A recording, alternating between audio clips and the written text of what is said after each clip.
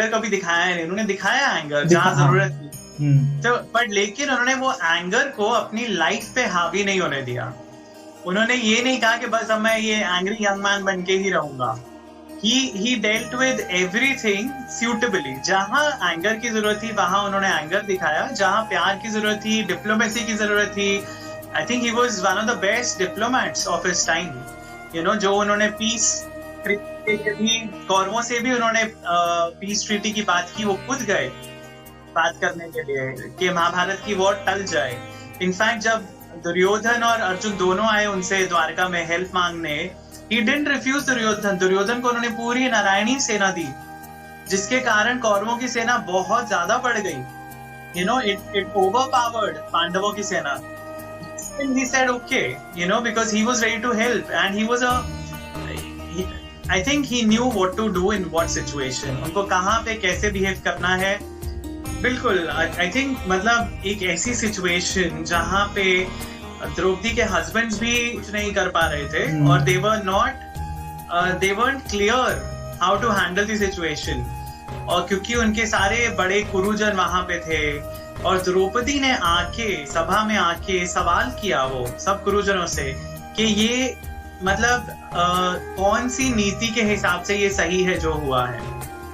And they were all very confused क्योंकि rules ऐसे थे। दांव में युधिष्ठिर ने हारा खुद को और फिर उसने द्रौपदी को दांव पे लगाया। सो द्रौपदी का क्वेश्चन वाज वेरी वैलिड कि जो खुद को हार चुका था वो मुझे कैसे दांव पे लगा सकता था। So you know there was a legal confusion there, you know, actually legal terms में जो बड़े बूढ़े थे वहां पे बैठे हुए, भीष्म पितामह या you know Dronacharya, they were confused at the legality of it. Krishna ji के लिए इट वॉज वेरी क्लियर कि एक औरत का अपमान हुआ है, यहाँ पे एक स्त्री का अपमान हुआ है जो नहीं होना चाहिए था। He was ready to protect her modesty. He did not think legal क्या है और धर्म के अनुसार क्या है, धर्म के विपरीत क्या है। सही चीज ह्यूमैनिटी है। एक इंसान के साथ, एक हम स्त्री की भी क्यों बात कर रहे हैं, एक इंसान के साथ अगर गलत हो रहा है हमें वहां पे स्टैंड करना चाहिए, बजाय इसके सोचने के कि ये लीगल है या ये धर्म के विरुद्ध है या धर्म के अनुसार है।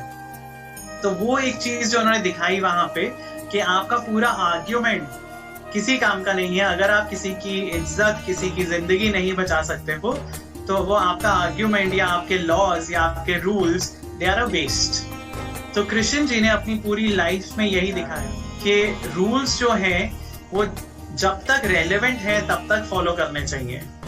उसके बाद the rules have to change. Sometimes you have to break the rules and you have to create new rules.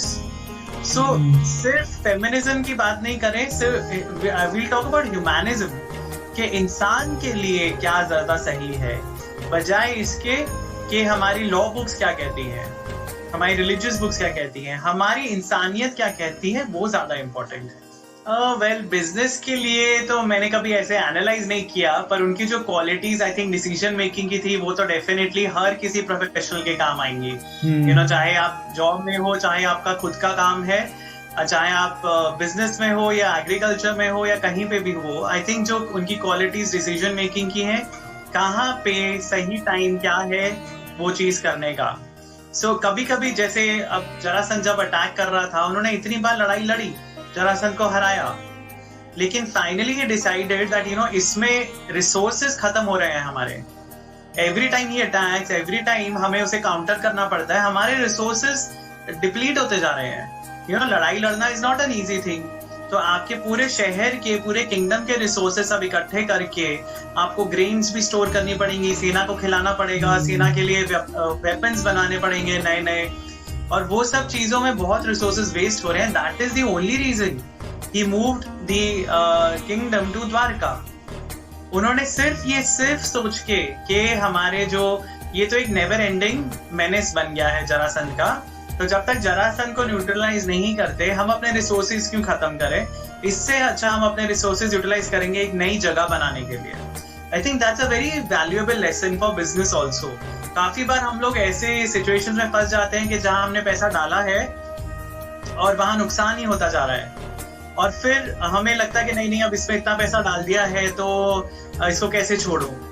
लेकिन अगर वो आप पैसा जो और आप उसमें डालने का सोच रहे हो उसकी जगह अगर आप कुछ और शुरू कर सकते हो जो ज्यादा प्रॉफिटेबल हो, you should think about it. So it was very similar what Krishna did. तो उनका जो लाइफ के इंसिडेंट्स हैं उससे बहुत चीजें पता चलती हैं कि प्रैक्टिकली हम क्या क्या इसमें यूज कर सकते हैं। एक उनका इंसिडेंट है स्यामंतक मणि का, जिसमें एक यादव ही था जिसको सूर्यदेव से स्यामंतक मणि गिफ्ट में मिली थी।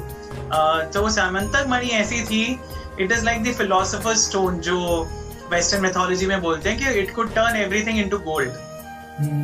सो स्यामंतक मणि ऐसी थी कि जिसके पास वो होगी उसके पास रोज गोल्ड का एक ढेर इकट्ठा हो जाएगा। हर सुबह वो उठता था तो उसके पास गोल्ड का ढेर इकट्ठा हो जाता था।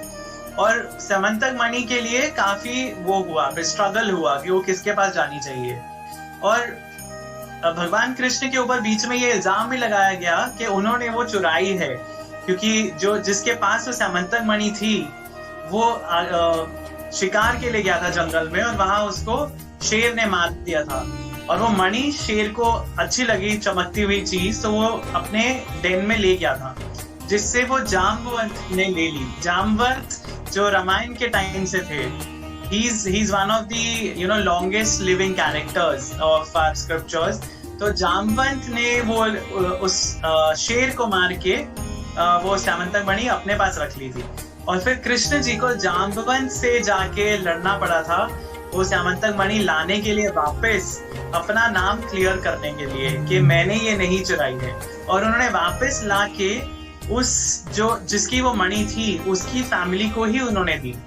उन्होंने ये नहीं कहा कि अब मैं अपने पास रखूंगा, इतना उसमें से गोल्ड मिल रहा है। तो काफी डिसीजंस जो हमारे बिजनेस के होते हैं ना, बहुत बार मनी के बेसिस पे होते हैं, पर काफी जगह आपको अपनी रेप्यूटेशन का भी ध्यान रखना चाहिए। So that is very important. I think that's another lesson to learn from Krishna's life कि आपको सिर्फ पैसा नहीं देखना है, आपको रेप्यूटेशन भी देखनी है, जो बहुत इंपॉर्टेंट है अपने काम के लिए।